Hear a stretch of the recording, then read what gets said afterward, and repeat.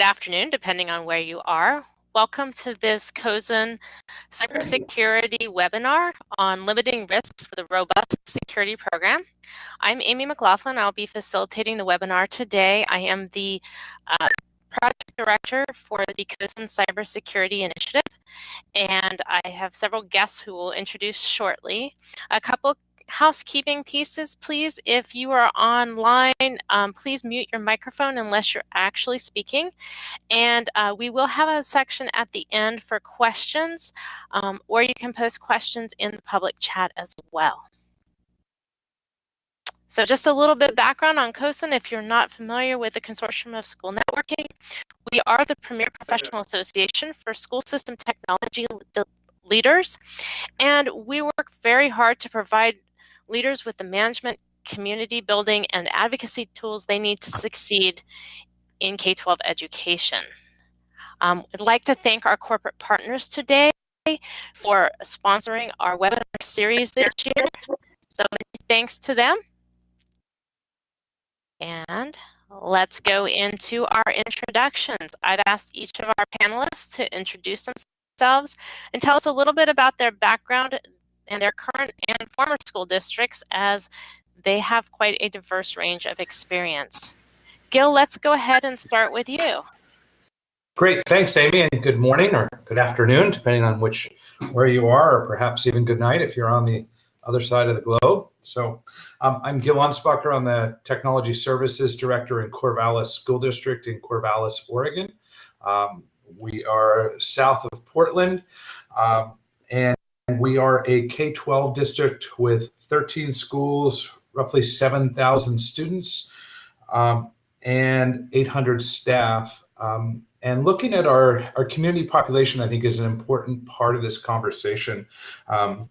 We have roughly 30% students of color in our district, a very educated community.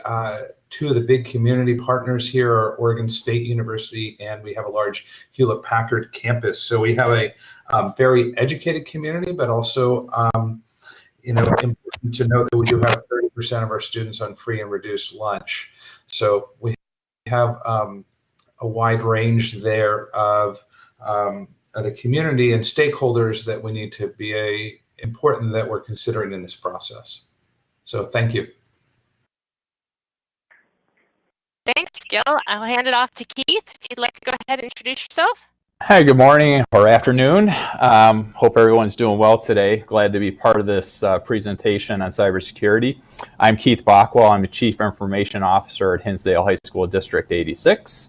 I started here in January. I have some challenges that we face coming into the district. I come from another district up in the northern suburbs of Chicago in Arlington Heights. I was there the last 15 years. We had 7 high schools, grades 9 through 12.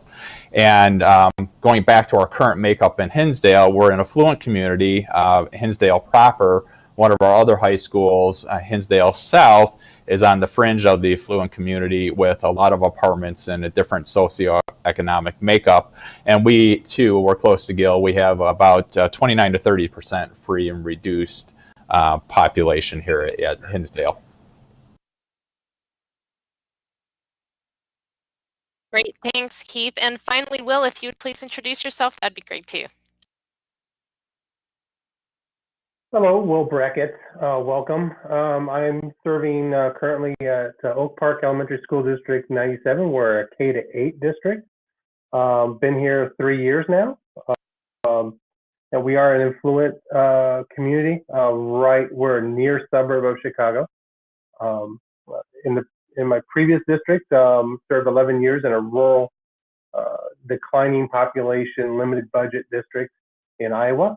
That was a K-12. So I'll be able to bring those experiences also here, and just excited to share some thoughts and hear others today. Thank you. Thank all of you for being here today and bringing such a range of experience to us. Before we start, I just want to preface our conversation to say that there's no right or wrong place to be in the world of cybersecurity. It's a complicated and ever-changing environment, and so we all start at different places. We all have different things we have to do to meet the needs of our community, our schools, and our environment, and protect our data. So with that framework in mind, I want to ask each of you, I know each of you are in different stages of developing your cybersecurity capability and programs inside your districts. Would you give us a summary of where you started and where you're going? And I'll take a volunteer who wants to go first. It's Keith here. I'll go first. No problem there. So coming from my previous high school district, we pretty much were very proactive with security. You know, you always have to be diligent in a high school environment. Obviously, in any environment, you have to be careful even with the students because they're very curious and like to dig into your network and find holes. So we had everything dialed in, never had a incident over at District 214 where I was at previously. But coming over to Hinsdale in January, we started off with principals my first week texting me, letting me know that they were having messages sending out, looked like their emails, but they were spoofed messages. So I started asking questions about, you know, our DNS setup, DKIM and DMARC records to prevent spoofing. Nobody knew what that was, so we started down the path of reviewing all our different security practices. So we shored that up pretty quickly.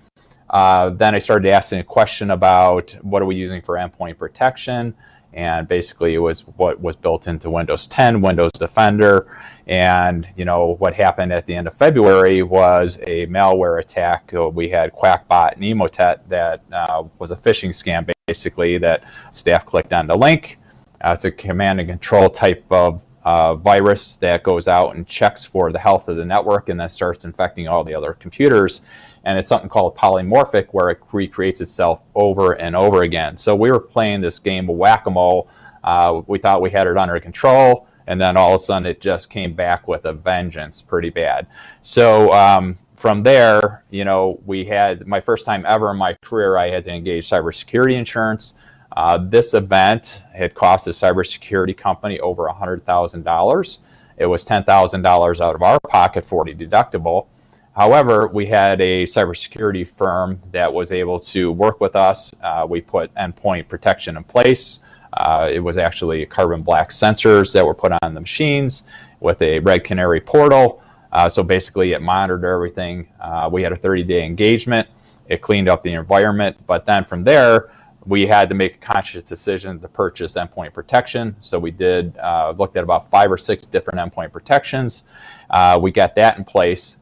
Coincidentally, at the same time, the security company was giving us feedback on where we had holes and gaps. So really, this kind of came full circle for us to not only fix the problems that were inherent within the network, but also identify you know, the gaps in what we needed to take care of. So moving forward, we've also put some more practices in place with reviewing logs, looking at IDS, IPS, looking at new firewalls, and just being a little more proactive, looking at things. We also, right after this happened, you know, people are some of the biggest problems we have with cybersecurity because of the security awareness that's needed.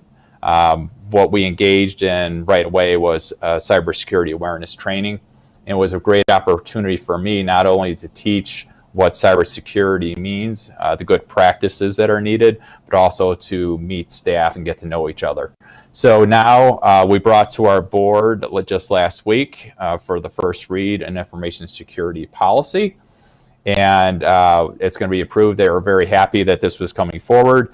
And the meat of the policy is really behind it in the procedures, which is about 30-some pages long, which will guide our security practices. And today at our cabinet meeting, I was just talking about our next change of passwords and how our information security procedures will be something that we'll be discussing on a regular basis. So kind of where we were, kind of where we're going. I'll have a little more information as we get farther into the presentation. Great, thank you, Keith. Unlike Keith, who's in a high school district, Will, you're in an elementary and middle school district. Would you share with us where you started and where you're going? Yeah, I came here, well, it was my third school year, so about 2.5 years ago. And what was really nice was they had already done a pen testing of our network about 6 months before I arrived here. My position had been empty for, I think, a good 12 to 15 months. So some of that pen testing showed some holes. They're starting to patch. We already had a lot of buy-in on security. But what happened, my major time here was really starting to take a holistic a view of all of these instead of doing little pieces here and there, was to take the 30,000-foot view and start looking at the security, meeting those goals, but looking at a full plan. And really formalized our DR and recovery controls and process and procedures. And trying to think here, we had some issues, but we don't have the experience that I have for high school students. We do have some very energetic middle school students who try to run some scripts and such and test. But I don't have that same experience I did at the K-12 level, where I had those high school students continually attacking the network. Yeah, we're moving forward. Security, cybersecurity is an ongoing. There's never a start or stop point, and so that's kind of where we're at. I'm excited about where we're going, and I'll share a few tips and such later on in the webinar. Great, thank you, Will. And Gil, I know that you are probably the newest to your school district of our panelists today. I think you started at Corvallis in May, if I remember correctly. If you could tell us where you started and where you're going, that would be great. Yeah, and so I started in May of 2018, so I've been here a year and a half. And I did come from a smaller district where I was at a district with 600 students and two school buildings. So moving the dial there, it's just a lot easier to move the dial fairly quickly, and made some progress there that had big impacts, and especially around education. But my focus is always first on assessment and what are the needs. Though, as you have a situation like Keith was talking about, where you have an issue, there's nothing that can rise this conversation faster than something like that. And so I did come in on the heels of an Exchange server crash that impacted the email system for a long time. So that did rise the conversation quite a bit around reliability of systems. And so bringing cybersecurity into that has been a part of that process. And so when I got started in the district, a big part for me was looking at the assessment of both the culture of the district and the approach to cybersecurity, as well as the infrastructure side.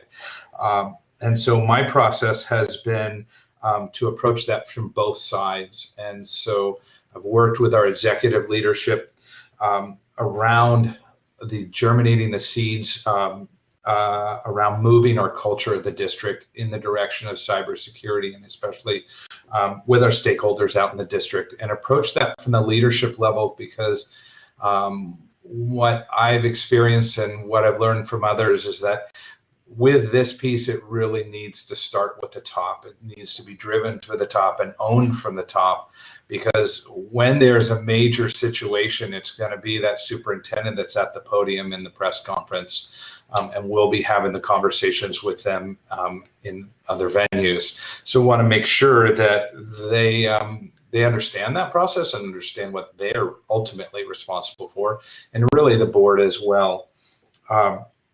And so we spent time talking about roles and responsibilities and empowering leadership through that process, and looking at our road ahead for the work that we need to do. And there's still, those conversations are ongoing.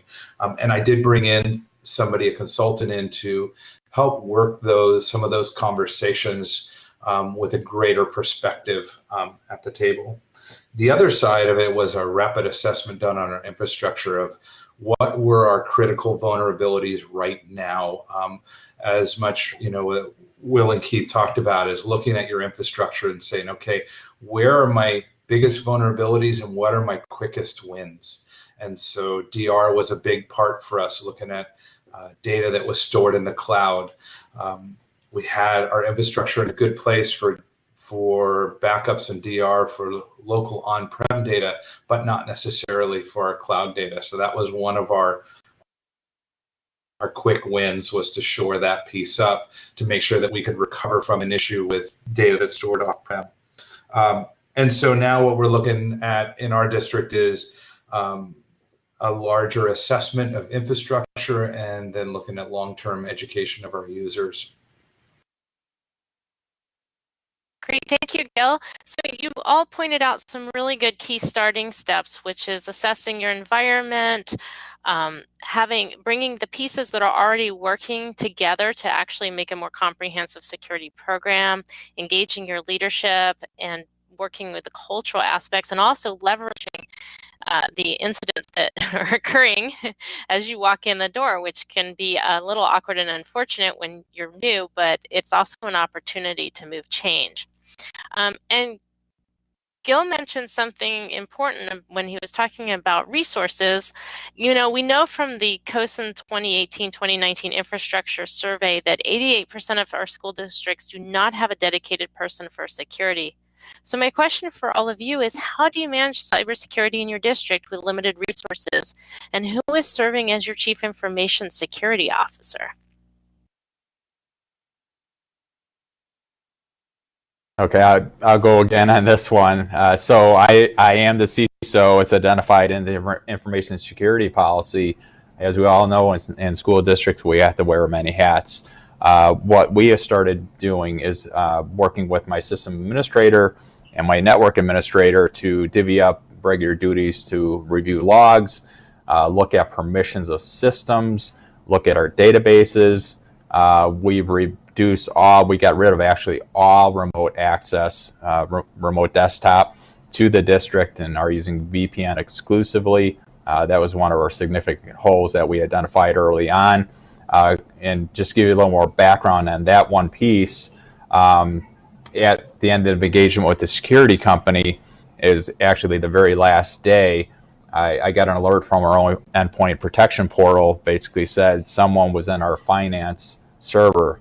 Now, the bad actors didn't realize it was probably our finance system, but remote desktop was still open. And what they were doing is running a script to pull the hash passwords out of Active Directory through a help desk account that had a weak password. So we shut that down really quick, and we made sure that all remote desktop was turned off in the district. So getting back to the question, it was really all of us taking a look at the endpoint protection on a regular basis, make sure we had the alert set up. We do have some alerting and notification coming from the firewall now as well. And as we move forward, what we're doing too is setting up the IDS and IPS that's already licensed for the firewall that we don't even have activated. So, we're cleaning that up. I also said to the team yesterday when we were meeting, we're going to sit down, we're going to go through all the firewall rules and see what's needed or not needed. Because I noticed when I was in there last week, there was a port that needed to be open for LDAP access, port 389, through a vendor, that there are a bunch of other policies that we had IP addresses that we're not even using anymore that were still open. So we're going to sit down consciously and kind of whiteboard and pull it up on the screen and see what's not needed. Same thing with DNS records. So we have DNS records out that are old, that are not needed anymore. So we're going to sit down and go through both DNS and firewall policies and continue to share and divvy up the responsibilities. Ideally, I'd like to go back to the board this next year and say, we could use a cybersecurity person, but to get any type of quality person, you're looking at paying a good amount of money. And with budgets as they are, it's very hard to justify. The one thing I do have on my side is I do have an attorney on the board that specializes in cybersecurity. It's funny because he says I know more than he does. We have some really good conversations. Another new board member works for FireEye. It was a big security company. So we have some really good conversations. So I have those two that I could partner with if I wanted to bring something forward. But then again, you got to balance the overall budget, overall staffing to see if you can leverage that to get another person in your department. It's always a hard task. Great, thanks, Keith. So it sounds like right now you're distributing cybersecurity duties across your current team. Gil, what approach are you taking? And so we're taking a similar approach in terms of, really all of our team is working on security at some level, right? They're all responsible for it, with, of course, our sys and admin taking key roles in that.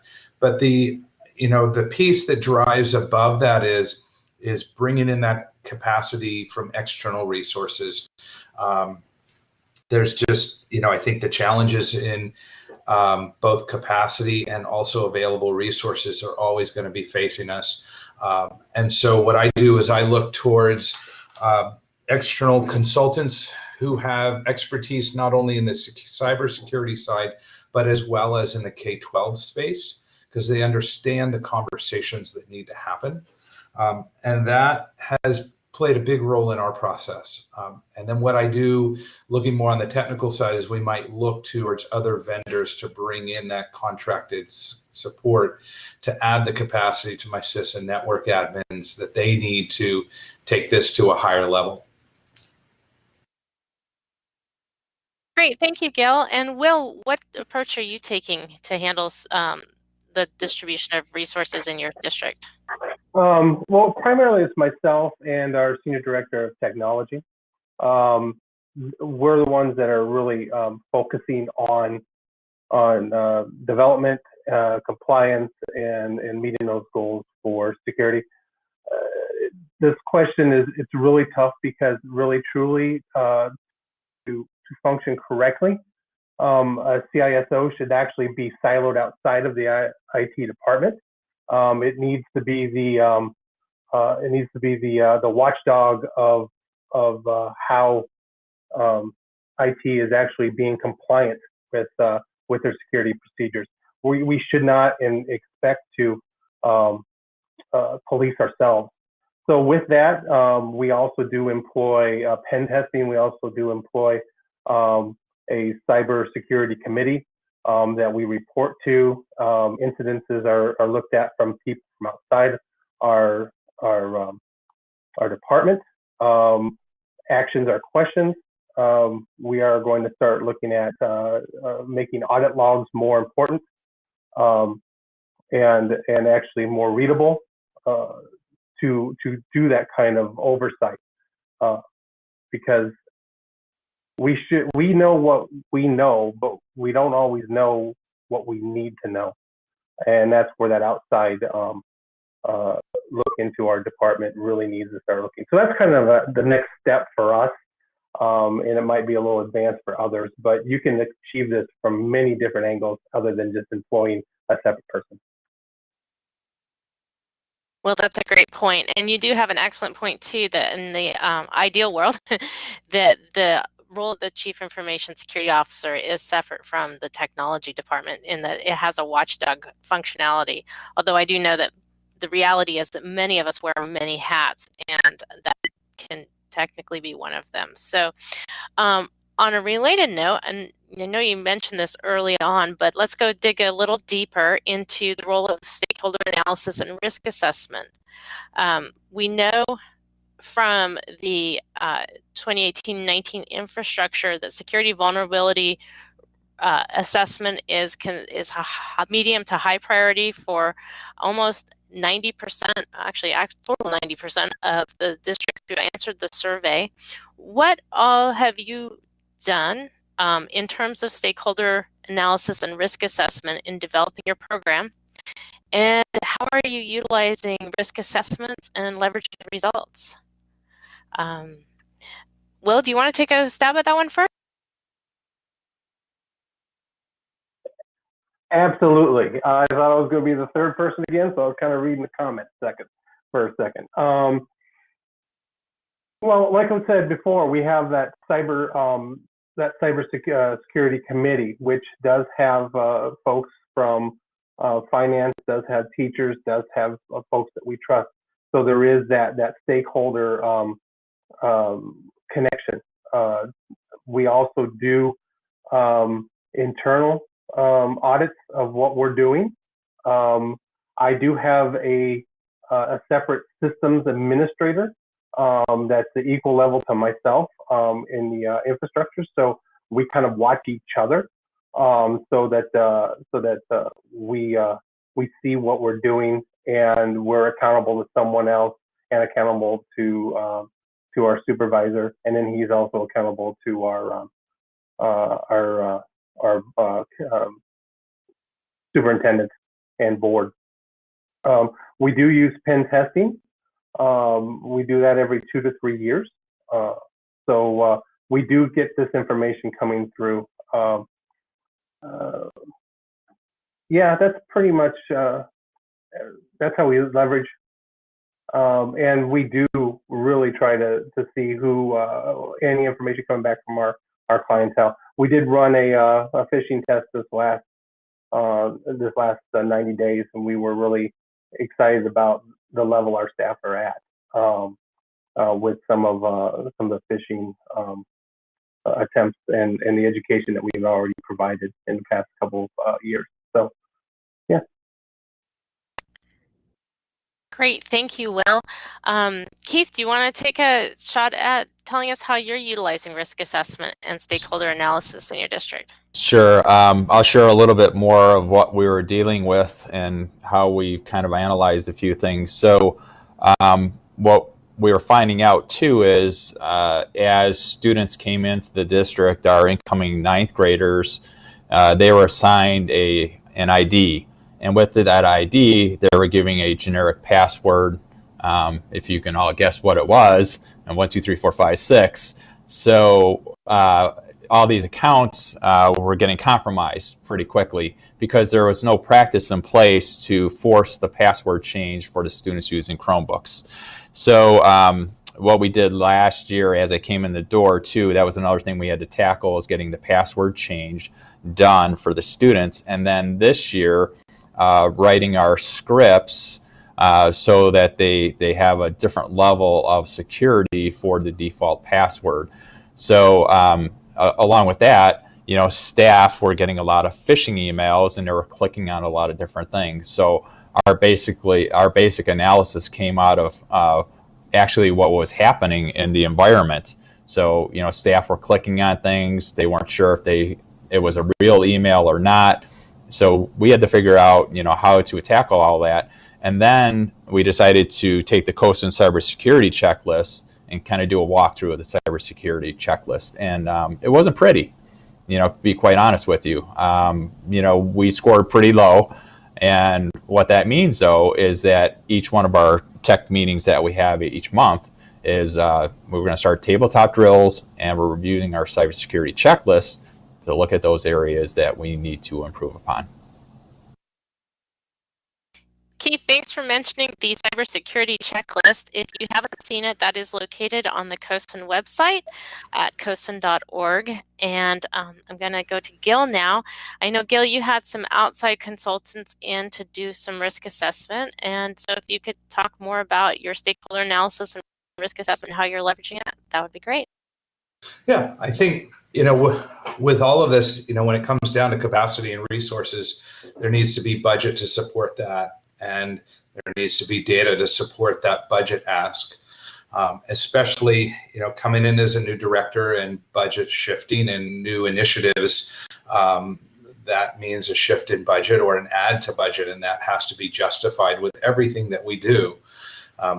And especially as we present that out to our executive leadership and to the public, there needs to be good basis for why we're doing this work. So the analysis and risk assessment's important. Obviously, some of it's not going to be put out there in the public eye, but definitely to executive leadership, it plays a big role for us.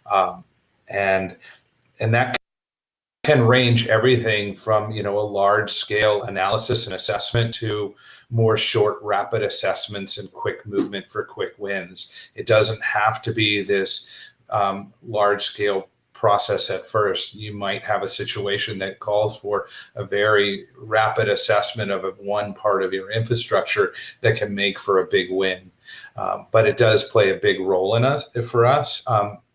What I see is on the stakeholder analysis part, that's something for us that'll happen more often. I see running those processes on at least an annual basis, or even more short term in terms of we do an analysis, we do some education, and then we analyze again to see, okay, have we made an impact in the education that we're doing? And there's plenty of services out there that'll do that for you. Will mentioned they're doing some phishing tests. And that one has risen up even more for us in terms of having a bond.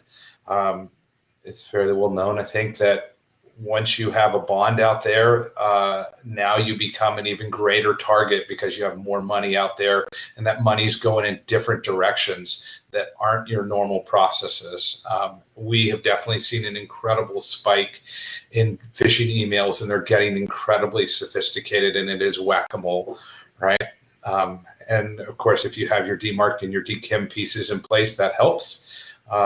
But it still is a challenge. So again, just going back to the analysis and assessment part of looking at your situation and being able then to justify where you're putting your money and what are your best wins, I think plays a big role for us.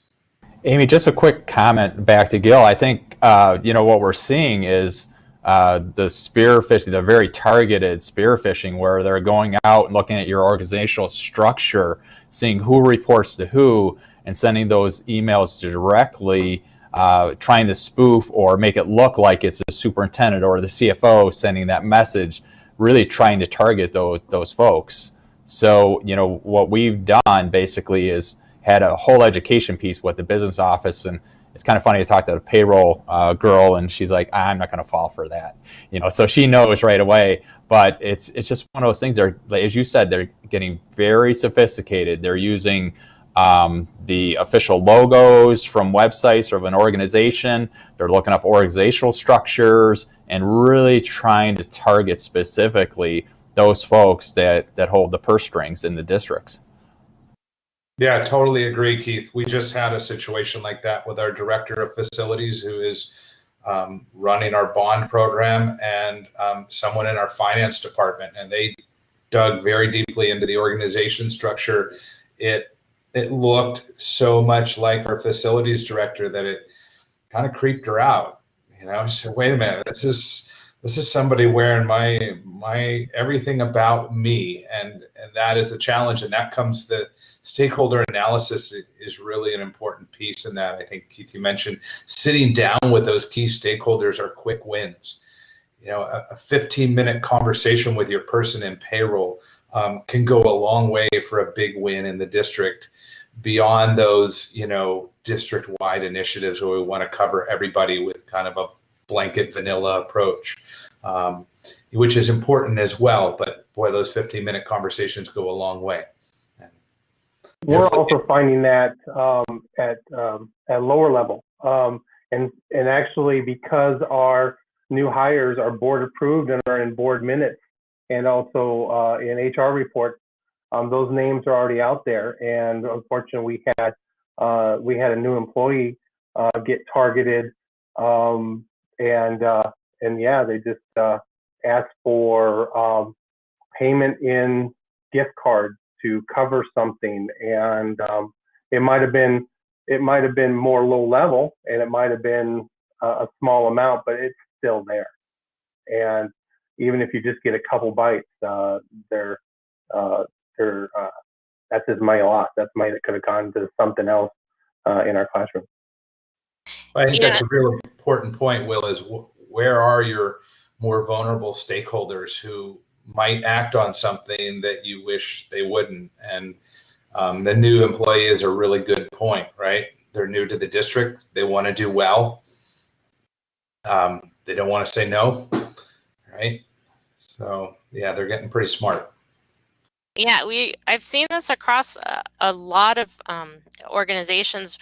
Your your phishing attacks are getting so complex that they're pulling both news articles off your website and leveraging your organizational structure, and it does become increasingly complicated. And I think Gilly had a great point about building the relationships, so we're going to use that as a segue to talk about building relationships, because, you know, the people part of cybersecurity is increasingly, well, has always been important. People are your biggest opportunity and your biggest challenge. So how do you all build relationships that grow and support your cybersecurity program? Who are your champions? And for the folks that are maybe more skeptical or don't think that they're vulnerable, what is the carrot that you're using to bring them to come on board and support cybersecurity and to pay attention? So Gil, I know you started talking a little bit about this and those individual conversations. Do you want to go ahead and take first shot at that? Yeah, sure. I think, you know, you hit it there. It's the relationships are so important. And it's, for me, what I'm finding is it's conversations with leadership, and it's looking at, you know, looking for your champions is really looking for your most vulnerable departments, right? And sitting down with those departments and having very open, honest conversations about what they know and making it okay for this to be something that is new to them, or maybe it's not new to them. Maybe they're very familiar, but they're not sure where to turn to, and that really we're the people that are going to work with them to help them stay efficient in their work. Because there's nothing that can derail a HR or finance department more than a cybersecurity attack, and they don't want that.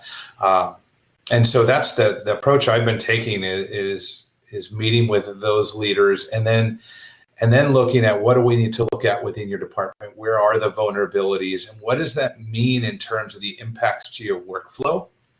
I think if we just come in with kind of the hammer approach, it's not taken as well as understanding that there's going to be impacts to their workflow, and how can we mitigate those impacts as best as possible. It's always the balance between security and convenience and privacy, and you're not going to get all three. Right? You can lock things down incredibly and then nobody can get their job done. Or you can make it really easy to get their job done and really easy for somebody to come in and take their results of their job away. So, and part of that then is those conversations. I'm bringing those conversations then into the executive leadership circle. So once my HR director is on board, now there's two of us running this conversation. Our business department's on board. Now it rises up because we see the importance. I think the carrot question is a real hard one, right? Because really, when we're doing our job really well, it's crickets out there. We're not worrying about it. We're not thinking about it. We're not talking about it, right? It's not like we can provide them, hey, here's something that you can see. It's something you can't see. You can't see the problem because it doesn't exist, and that's our goal. And so one of those is just talking about what some of our regional partners are going through, what some other districts have gone through. I don't like trying, having to be the one of saying, hey, look at the bad news around the corner. But when those things happen to districts that we know and work with, it rises the conversation.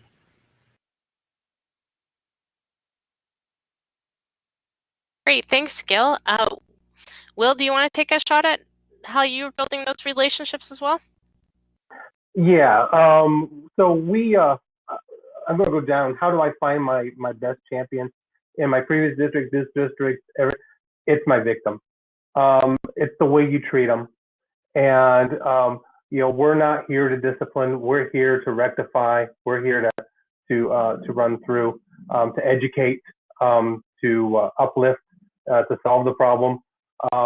We basically don't shun them. And then what happens is, as we treat them and as we educate and do our after action plan, our analysis, we will educate our staff and say, this is what happened. And then what happens is a lot of staff say, I would have fell for that too. And then that just builds that base and builds that understanding up and that suspiciousness. So that's the first one to find champions. And then there's those who are techie and they just get it. They understand.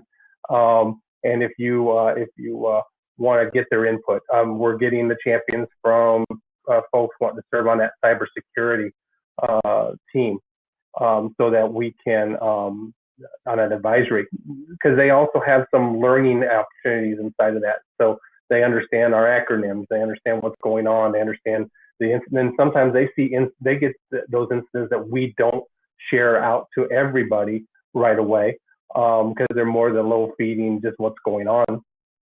But then that word spreads out. Hey, these guys are really doing a lot of this behind the stuff. The carrot, honestly, for us,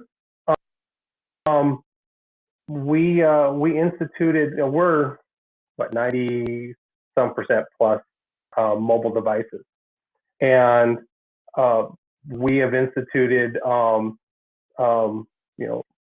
logging on, require a password once your device opens up. We've encrypted the hard drives. We've done a lot of things, two-factor authentication, to really secure that endpoint in case it got lost or stolen. And with that, then they get more freedom to put the sensitive data on their device, knowing that if it's lost at some point, there's a very small vector that can be compromised.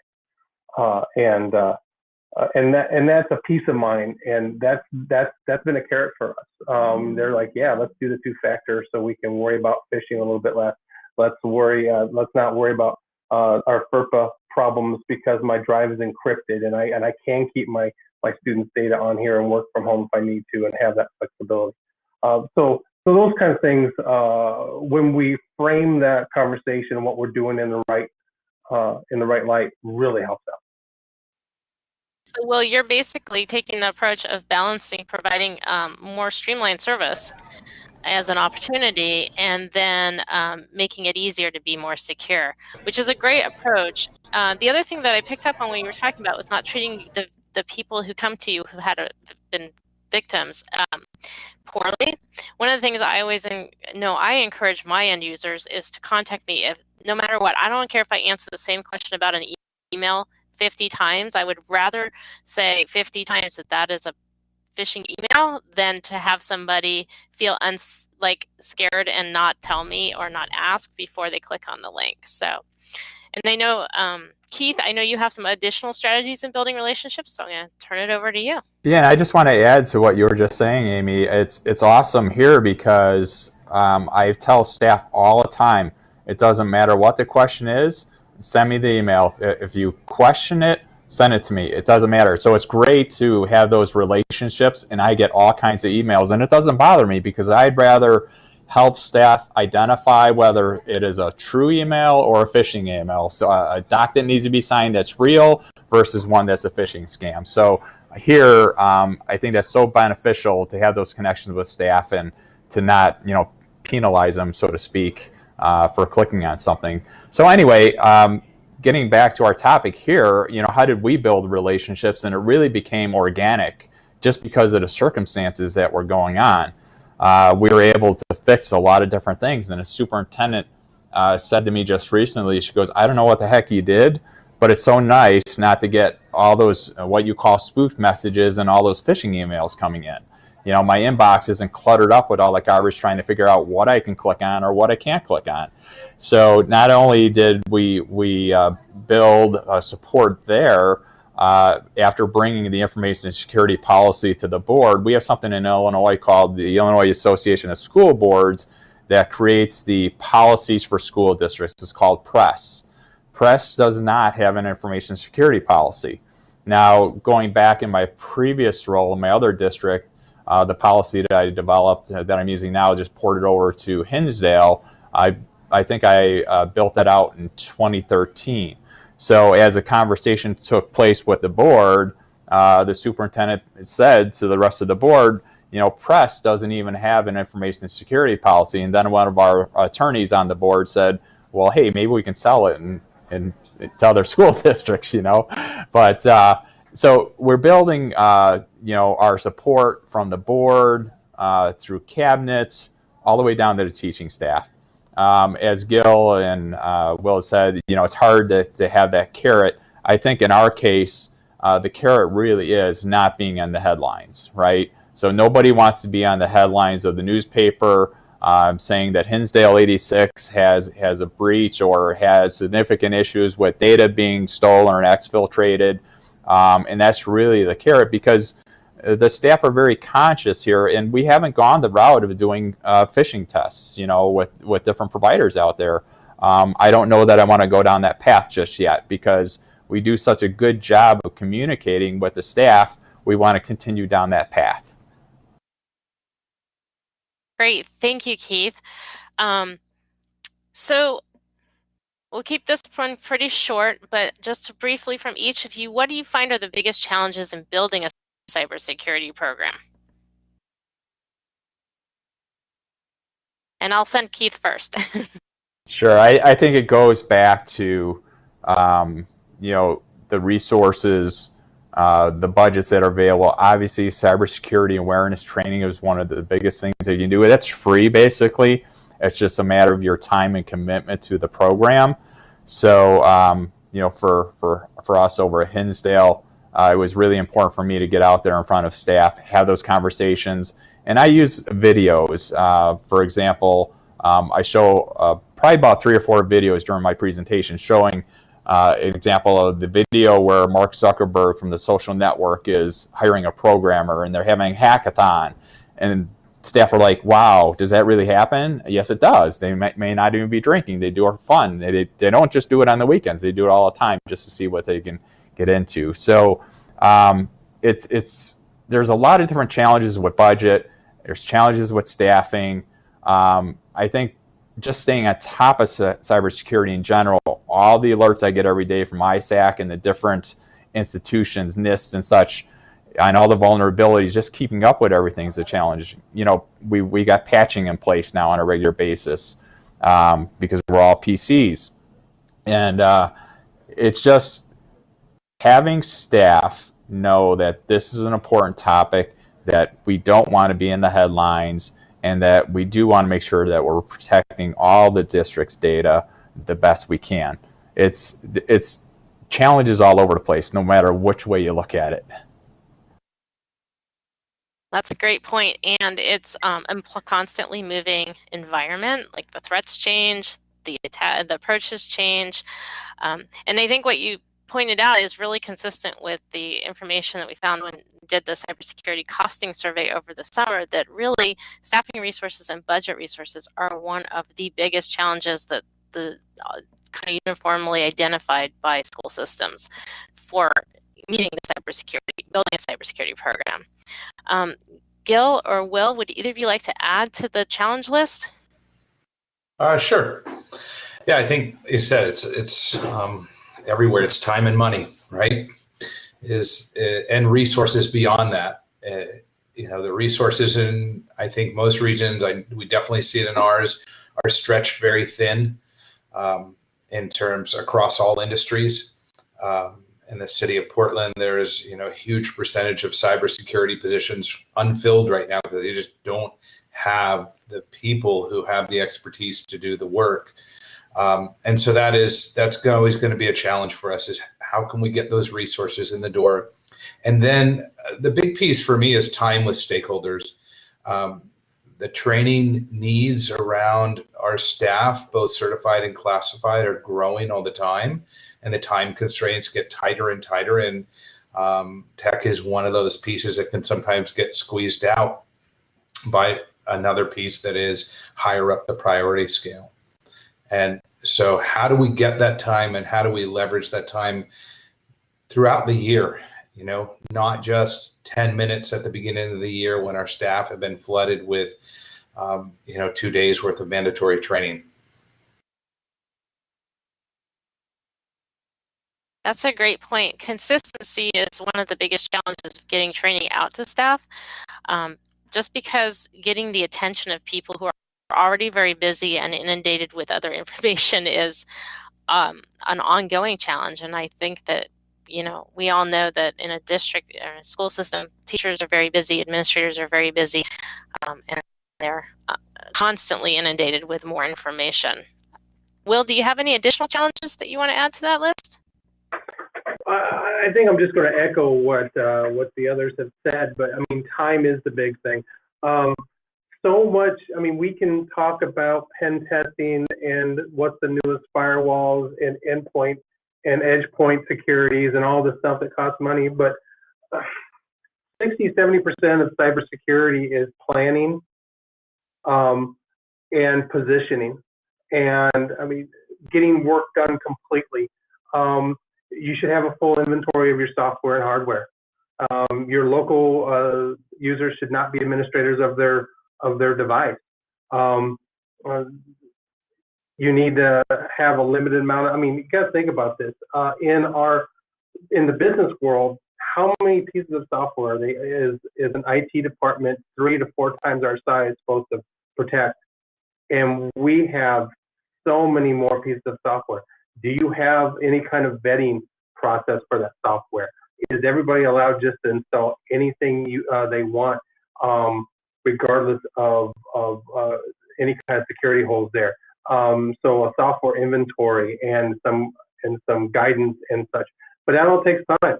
And from small school districts where they have maybe 1 or 2 people, we also want to stretch out our hardware. Well, what happens when you stretch out the hardware? Now the person that you want to do security is also turning screws all the time because they're just keep repairing an old fleet.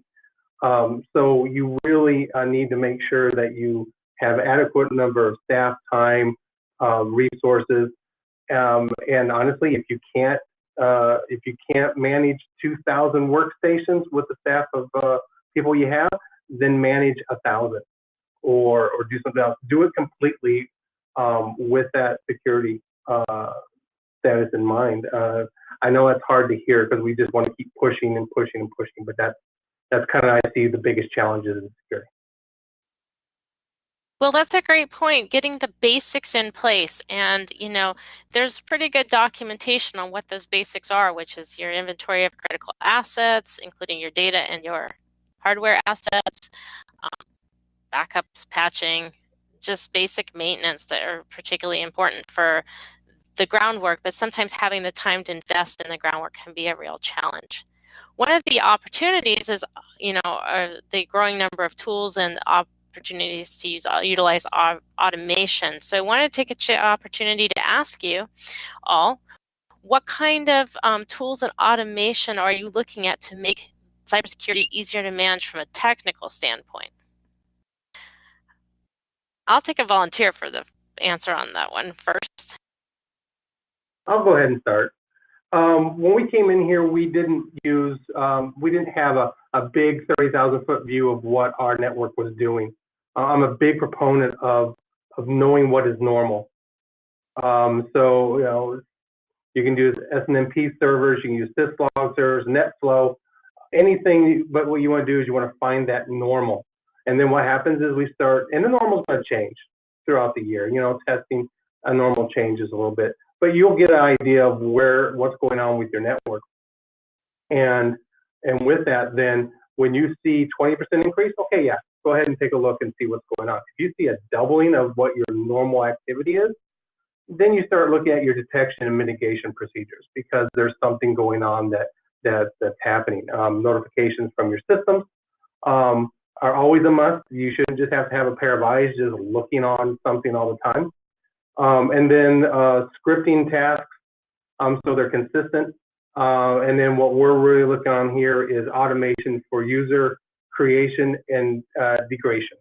And that's the hard part is we want the creation part, but then in education, I don't know if it's just me, but multiple districts, that shutting down when someone leaves tends to get forgotten, and that is a big opportunity that can cause problems, especially when you see a CFO retire, a superintendent retire, a technology person leave, and again, where's that information at? They're in our board minutes, so that information is already public, and those names are already public. So making sure that you use, and that's our next step, is just automation of that kind of stuff. Great, thank you, Will. And you know, I'm curious, I'm sure that you all experience this too, where somebody retires, but then they come back the next day. So automation can be challenging because the person who retired might be back next day on a temporary contract while that position is being filled. So you run the risk of making it harder to do your work rather than easier. So that maybe I'm the only person that runs into that, but okay, I've seen everybody's experienced this. So that's another challenge. Keith or Gil, opportunities that you're utilizing? So I just want to, I know there's been conversation about automating accounts. I just want to add that I'm kind of old school. So I use the AD tools, the DSAD and DSMods for user creation of the accounts. As Will mentioned, the offboarding process is something, it's not, I don't know if it's just unique to school districts or not, but seems more often than not that we don't get the notification of removing access for a certain individual, and then we look into our HR system only to find out that that person that's supposed to be gone still has an active account. One of the opportunities that we had here was in our SIS. Nobody looked at when staff left to remove the permissions out of the SIS. We had thousands of accounts that I had to clean up. I had a whole list that we just pulled out, and we had to remove all those accounts and disable them. So I just want to add some of the things that I'm looking at, or some of the things that we currently have as far as the alerts are, patching alerts right now, network monitoring, the user automation piece, but then the endpoint alerts, obviously, really important to us to see what's going on with servers or any of the individual desktops or laptops. And we're looking at a SIM for this next year. With E-rate dollars, I know firewalls are available as far as Cat 2. I'm going to see if we can squeeze in a SIM because I do have, a board member that works for a high-profile security firm. That way we can look at the logs and get those alerts and still be a little more proactive. Because I want to get more proactive than to be reactive. Once you're reactive, you're just struggling trying to keep up with things. And for me and for our district, if we can be proactive, I can never guarantee that we'll be 100%. Will you prevent anything 100%? I've always told the superintendents that I worked for, never guarantee that something's not going to happen. I can't prevent Amy, I can't prevent Gil, I can't prevent Will or anybody else from doing something, right? All I can do is provide the tools and best practices with them. So, as we move forward, just trying to automate a few more things as far as alerts. Obviously, IDS and IPS getting alerts, that has to be fine-tuned because you're going to get a lot of false alerts from those systems right away until you tune those properly. So it's it's a moving target. You want to get these things in place, but then you're going to get a lot of false positives coming out until you tune these systems accordingly. Hey, Gil, you want to add anything to the list? Yeah, I'll just add something really quick. I think, one of our strongest approaches, unfortunately, is our recovery approach, right? We try to prevent, but we also got to make sure that we can recover. And that process of backing up, being in a very strong automated process that is happening so that your recovery is going to be solid has been really important, and an important approach that we've taken, the automated snapshot approach to backing up our data both on and off site.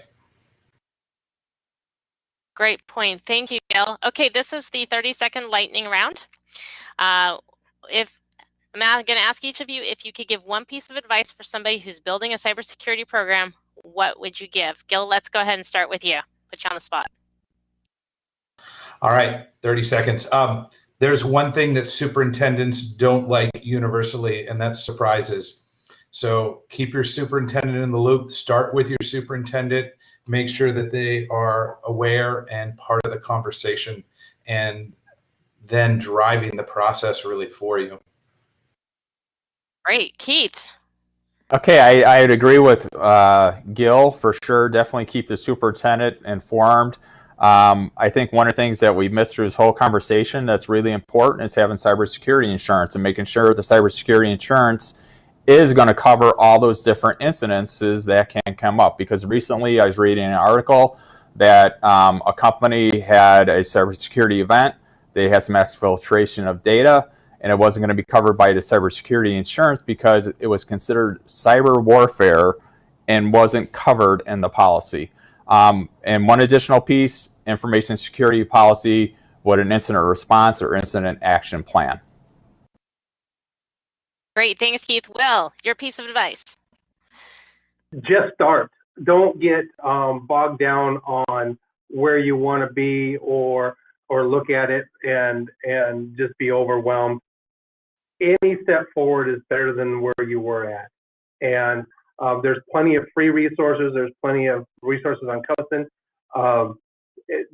And just start and start making a plan. Start looking at your attack vectors and start just getting good practices going.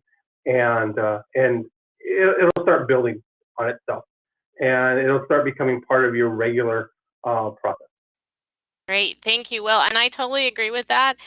Just taking that step forward and doing something is better than doing nothing. So starting somewhere is always a good place to go. I want to thank my panel, Gil, Keith, and Will. Thank you very much for being here today.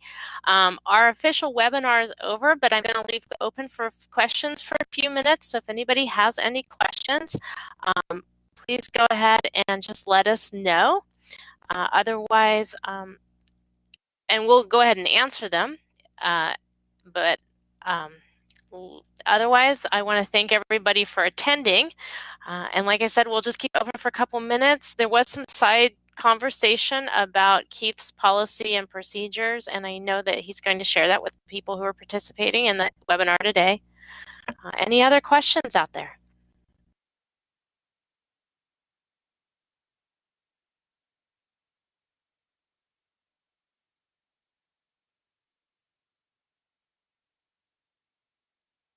Okay, well, thank you all very much. Gil, Keith, and Will, thank you for joining us today for our Cybersecurity Awareness Month webinar. I appreciate it. And good luck to everybody. It's a big topic, but take one step forward, and that's one more step that you've made in the progress in what is really a continuing process improvement objective. You will never be done with cybersecurity, so just know that it is an ongoing task in a good way. Anyways, thank you. Thanks, everyone. Work on this, Amy. Appreciate it. Thank you. Thanks for including us. Thank you, everybody. Take care, guys. Take care. Yeah.